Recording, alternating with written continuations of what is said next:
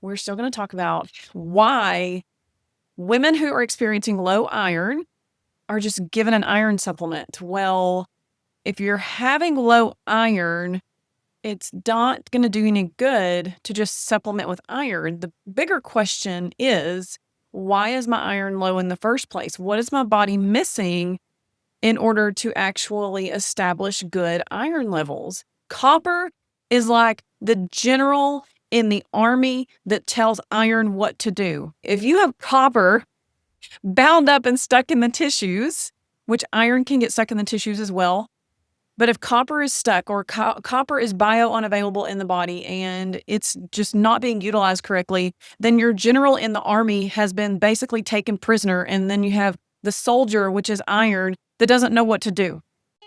Are you tired of the overwhelm and the nonstop anxiety and ready for simple, doable steps to beat burnout, support your body naturally, and process the heavy emotions through a biblical lens? Then you're in the right place. I'm Cassie, wife, mom of 5 home-birthed babies, and a trauma-informed women's health coach who crawled out of deep burnout myself. I learned how to rebuild my energy and my identity from the ground up.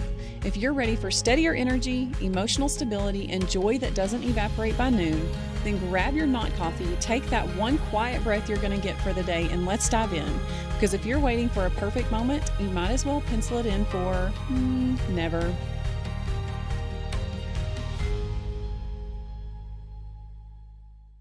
Hello, friends. Welcome back to another episode of Christian Wellness for Weary Women. I am your host, Cassie Hutton, and today we're going to talk about iron. Iron does not sharpen iron. Oh my gosh, all of you religious Christians just about jumped out of your skin. We're not talking about it is a play on the verse. I just thought it would be funny, and maybe it would get me a few more clicks, not gonna lie. But we're talking about low iron in the body, and actually high iron, as a matter of fact, although a lot of people not near as many women deal with high iron in the body as we do low iron. We're still going to talk about why women who are experiencing low iron are just given an iron supplement. Well, if you're having low iron, it's not going to do any good to just supplement with iron. The bigger question is, why is my iron low in the first place? What is my body missing in order to actually establish good iron levels? And it's probably not that you're just not eating enough iron. It's not just because you have a period each month and you bleed so much that you just lose all this iron, okay? That's not the case. So we're going to talk about the cofactors that your body must have in order to regulate iron. And just like what we talked about on last week's episode, it has a lot to do with copper imbalances. Copper is like the general in the army that tells iron what to do, okay? So if you are lacking iron, or if you have iron bound up and stuck in the tissues, then you're going to have, did I say iron? What did I just say? If you have copper bound up and stuck in the tissues, which iron can get stuck in the tissues as well, but if copper is stuck or copper is bio-unavailable in the body and it's just not being utilized correctly, then your general in the army has been basically taken prisoner, and then you have the soldier, which is iron, that doesn't know what to do. And so therefore, your soldiers start dying off. You no longer have the iron that you need in your body because copper isn't there to tell it what to do, okay? So this is a huge one, but we're also going to look at other factors on the HTMA test that tell you why you might have high or low iron, because there is actually something called iron toxicity, even if your iron levels look low on blood work, okay? Because again, it's what's contributing to oxidative stress. If you have a lot of iron bound up in the tissues, then you have what's called oxidative stress. And it's just like if you build an iron fence and you put that metal out in the weather, it begins to oxidize. It hits oxygen. And so iron and oxygen transport in the body, it's just like that iron fence out in the field. It's hitting the oxygen and it is literally rusting your body away. It's the oxidative stress. And so it causes inflammation. And as you can imagine, it can be like you have too much oxygen in the body, which is interesting because you don't think about that. And so this is why exercises like bag breathing, you've seen it when people are having an anxiety attack, they breathe into the bags and they're breathing into it. But this can actually be a very calming exercise to do for the nervous system. Okay. So let's move on. Let's talk about the frustration of going to the doctor and you're told that you have low iron. And so your symptom may have been fatigue. A lot of people go because they're fatigued, they're tired all the time. And then lo and behold, their iron levels come back too low. And so, or you could have gone for irregular bleeding. You could have gone for whatever reason. You go to your doctor. My grandmother, 82 years old, goes to the doctor. She went back to the doctor back in January of this year, 2026. And she was very tired. She had low energy. I think she maybe even passed out. I can't remember exactly the story, but it took her months to try to restore her energy levels. But one of the things that they were saying to her was that she had low iron. And so I was asking, did you get your ferritin levels checked? What were your actual ferritin levels? That can tell us more about your actual iron levels compared to just your serum levels. So you want to make sure that you're getting more than just the serum levels checked. You've got to also make sure your ferritin levels are being checked. But then she started she started choking. Her esophagus started to close up on her. And her doctor told her that it was from her iron. And I'm like, okay, that's interesting. I don't know about that. But he's the doctor. He's the expert. And so what was given to her? The same thing that's given to every woman. It is a ferrous sulfate supplement. So it's a synthetic, non-heme, inorganic iron that's given to you, and the body does not absorb it well. It's only given to you because of cost and the fact that it's made and they can make money on it. Because if it's a natural supplement, if it's a real supplement that comes from the ground, they can't put a patent on it and sell it. And so they came up with this non-heme synthetic iron that they now prescribe to almost every woman that has low iron. And so what happens? It creates the cycle that I originally talked about at the beginning of this episode. Oxidative stress, iron getting stuck in the tissues, many other things that are throwing all kinds, because if you're just pumping yourself full of iron, there's other nutrients within the body that need to travel along the same pathway as iron. And so if you're just pumping iron, it's going to deplete other minerals and nutrients. It's going to cause them to not be able to travel along the same pathway. And you're not going to be able to get the nutrients that you were otherwise getting into your body and into your system the way that you need to. Not only that, heme iron that you can just get from an animal by eating red meat is 4 times more absorbable than the ferrous sulfate supplement that they're giving you. And after you take that supplement for a few months, your numbers nudge up a little bit. And then guess what happens? They nudge right back down. They fall back down to where they were. And you don't know why. Why? I've been taking iron. Why can't my body keep up with iron? Well, yeah, you're asking the right question, but you're starting to ask the right question. But let's go deeper. Let's start digging deeper. Why is my body not regulating my iron? What is my body missing that actually helps to regulate iron? And so we're going to talk about some of the other things that your body needs in order to regulate iron. So number 1, you need a well-absorbed iron. You need the heme iron that is much more absorbable than the ferrous sulfate iron that they give you. But then there's other cofactors to regulating iron. And so some of those include, and I'm just going to name them and kind of name a little bit of what they do. And then I'm going to talk about other markers that we can look at on the HTMA test to tell us whether or not you actually have iron toxicity or iron being stuck in the tissues, bound up in the liver, not really being able to be released from the liver the way that it needs to. So copper is a big one. I've already mentioned that one. It mobilizes stored iron. So again, if you have copper that's bound up in the tissues and it's not bioavailable in the body, then it's not going to do its job for iron. The reason I think copper gets overlooked is because we need very little copper compared to some of the other nutrients. But what we don't realize is that it plays such a huge role in the body, in energy production, in Obviously, iron, which is a huge one. That's the reason why people go to the doctor a lot of times is because they're fatigued. We've also got vitamin A. Vitamin A is a big one. If you're taking iron supplements, you need to be taking vitamin A because it helps to release stored iron in the body. So without it, your iron is going to stay locked up tight, not moving anywhere.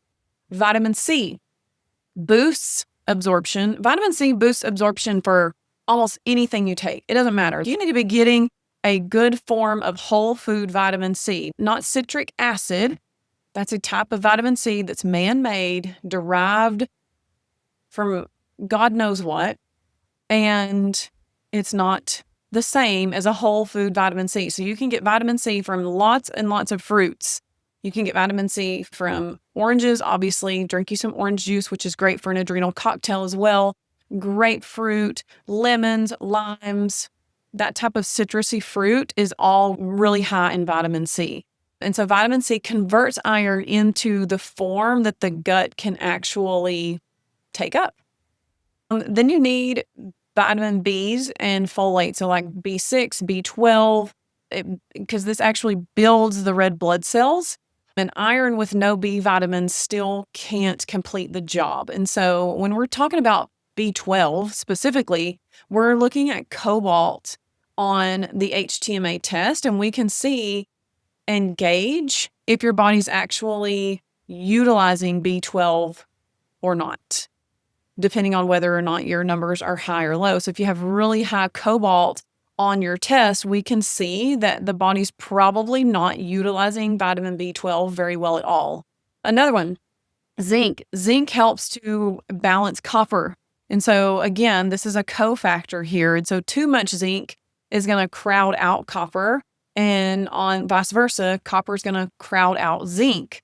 So again, I've mentioned this. If we're looking at an HTMA test, just because you have high zinc levels doesn't actually mean that you have high zinc in the body, lots and lots of zinc, and therefore we're crowding out copper and copper is going to be really low. No, actually, high zinc on a test tells us that this is a loss pattern and actually can indicate the hidden copper toxicity on an HTMA test. And then you have molybdenum, which it supports overall mineral balance and it helps regulate how copper is stored and released. And then you've also got manganese, which again is one that helps to balance out copper. So again, we're talking a lot about cofactors here. And so there's a lot that can go into play. It doesn't mean that if you have low iron that all of these are true for you. It just means these are things that we can look at and things that need to be mentioned when someone tells you to just take an iron supplement or your iron is low. Let's start looking at other minerals in the body too, because they matter when it comes to iron absorption. So even a bigger question is the burnout connection. So how does iron start getting depleted in the first place? Well, all of those cofactors that we just mentioned are very susceptible to stress. And so burnout drains the same cofactors that iron depends on. The copper, the B vitamins, the vitamin C, all of these depend on how well you're handling stress and whether or not the body needs to burn through a lot more of them or not, along with all of your main four minerals. Because your main four minerals are going to always help to regulate other minerals in the body. So your calcium, your magnesium, your sodium, and your potassium. You're going to hear me name those over and over and over again. These are huge in helping to regulate all the other minerals in the body. So if those four are off, then we have to really address these and focus on these at the same time. And so if your iron is off, you can guess and probably just assume that these also need to be focused on as well. And again, it's not always just about supplement the things. It's about looking at all the different things that go into play over this. But then the root of it is, what are your stress levels doing? What can you control in your life to get your stress levels down? And then create some action steps, okay? Things I can control, things I can't control. So if you're making a list of stressors in your life about things that you can control, list them in order. What's your number one stressor? And then list 2 to 3 action steps of what you can do to decrease that stress in your life. And then start implementing it over and over and over again until you get it down as a rhythm and something that actually takes root and helps to reduce the stress in your life. The next thing I want to talk about are some other patterns that we look for on the HTMA to help us decide if iron toxicity is possibly something going on in your body. And so, again, this is iron being stuck in the tissues, being stored in the liver and not being able to be released. The liver has a lot to do with iron and copper. And so if you have an overburdened liver, if you don't have the right cofactors to help you produce the blood cells that need to be produced, then this is when iron becomes an issue.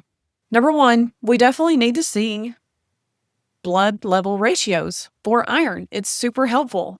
Blood serum levels for iron are more reliable than an HTMA test and tissue testing. So there's that for iron. And again, you always want to have your ferritin levels checked more than just your serum levels, okay? Because we want to see where those iron stores are at. And that's what ferritin is. It's your iron stores. We also look at your calcium to iron ratio. If it's less than a 52.5, then we can gauge that probably because calcium and iron travel along the same pathways in the body, then if calcium and iron are not in a good ratio to one another, we can see that they are competing with one another, okay? And so one is being pushed down and one is being pushed out and not being able to travel along the pathway that it needs to. If your iron is greater than 2 on the HTMA test, this can also indicate, and we would look to see if it's just your iron is greater than 2 and you don't have some of these other cofactors going on, then we would likely say it's not just that like you have to check off one of these boxes and then you for sure have iron toxicity. No, these are just, let's look and see how many you check off, and then let's look at your mineral ratios in general and see the bigger picture that comes together for us. Manganese being very low or aluminum being somewhat high. And so aluminum, when we're talking about heavy metals in the body, if the body is lacking certain minerals in the body, there are heavy metals that can show up in a similar structure. They're structured similarly. And when the body is lacking good minerals, it will try to complete the cellular cycle any way that it can. And so it will pick up heavy metals sometimes to complete the cellular process. And while it's a substitute, it's a very poor substitute of completing the cellular cycle.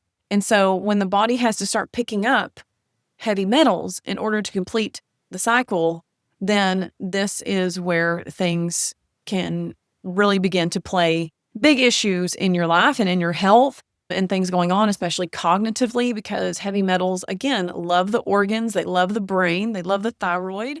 And so this is when we can see a lot of things really be off for a lot of people. Aluminum being a big one for Alzheimer's, mercury being a big one for Alzheimer's, mercury being just, it can manifest any way. I don't want to say it's a big one for this or that because every person's body is going to manifest different symptoms, even if you have identical HTMA tests. So it can just be interesting, the pathways that your body chooses. But the beautiful thing is that there is something you can do about it. There is something you can do about it. There are ways to heal. And it comes down to always nutrition, always helping your body to gently detox, staying away from as many synthetics and chemicals and terrible things that we're just exposed to every day on the daily, the best that you can. And all of these things will help to unburden the liver. And then to take it just a step further is to start really changing your diet and cutting out things that your body is really actually reacting to. Whenever I started the GAPS diet, I didn't realize how many things my body was actually reacting to. I thought I actually handled most foods just fine. But I went ahead and went on the GAPS diet for a number of different reasons because there were a couple of health issues that I've experienced since childhood that I thought I really want to deal with a lot of these.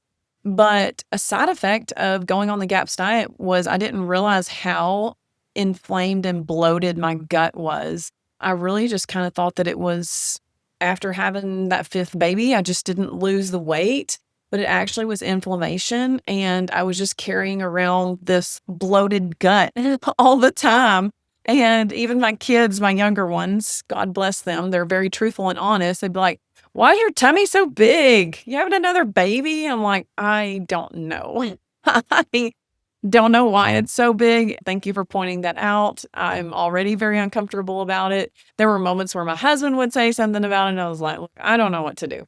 And then 3 days into the GAPS diet of doing the intro GAPS diet, that inflammation was gone. And then 6 weeks later, after being on the GAPS diet, I had lost 15 pounds. And then I lost another, I think, 5 pounds just staying on it for the 3 months that I did. And then I still try to incorporate, for the most part, a lot of the GAPS principles in my meals throughout the day. I'm not completely grain-free or completely starch-free anymore, but 2 out of my 3 meals a day are. And then since we moved into this new house, I haven't done near as much meat stock as I want to, but it's in the freezer and I need to just thaw some out and drink some. It's also summertime and, meat stock is not just like everybody's go-to drink in the middle of summer. So there's that. But that's what I have for you today.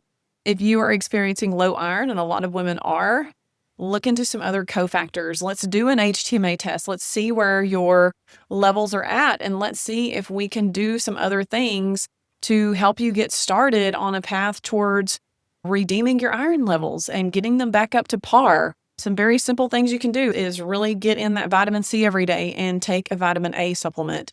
Those are 2 very simple things that you could start doing. And then eating a lot of red meat if you feel like you truly have low iron. And again, you will know if you truly have low iron if you look more at your ferritin levels.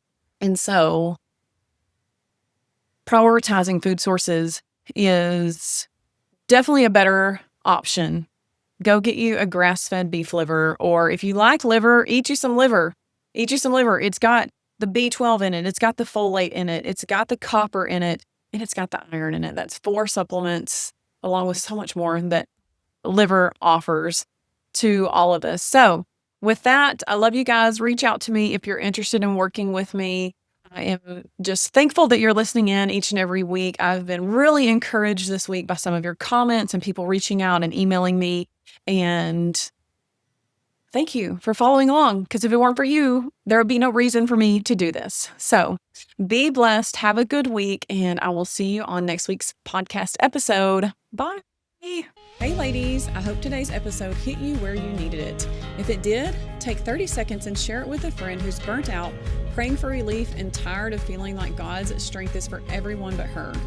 And if you haven't yet, leave a quick review on Apple Podcasts. It helps more women get the support they've been begging God for.